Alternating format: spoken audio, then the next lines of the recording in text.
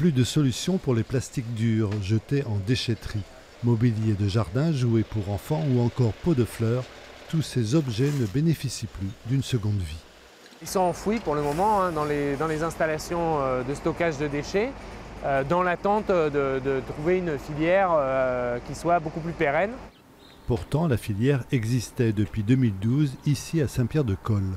Ces plastiques, un potentiel de 2000 tonnes par an, y étaient triés, broyés et mis en paillettes avant d'être vendus aux industriels de la plasturgie, mais... Dans les 2 années 2016-2017, ça ne vous a pas échappé que le pétrole avait baissé de 50%. Et comme le pétrole est la matière première qui participe à la fabrication du plastique, le prix du plastique, c'est-à-dire la matière vierge, a baissé dans les mêmes proportions. Résultat, les plasturgistes se tournent vers le pétrole et délaissent le plastique recyclé.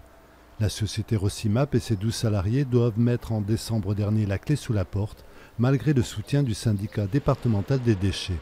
On a accepté de payer un peu plus cher pour le recyclage de ces matières que ce qu'on aurait payé pour aller à l'enfouissement. Après, c'est sûr qu'on ne peut pas faire n'importe quoi avec l'argent public et on ne peut pas payer le double. Les collectivités étaient au bout de leurs possibilités, donc je n'avais pas d'autre solution que d'arrêter. Depuis, les déchets en plastique dur sont condamnés à l'enfouissement. Un non-sens écologique, sachant qu'aujourd'hui le prix du pétrole est remonté et permettrait la viabilité de cette filière de recyclage.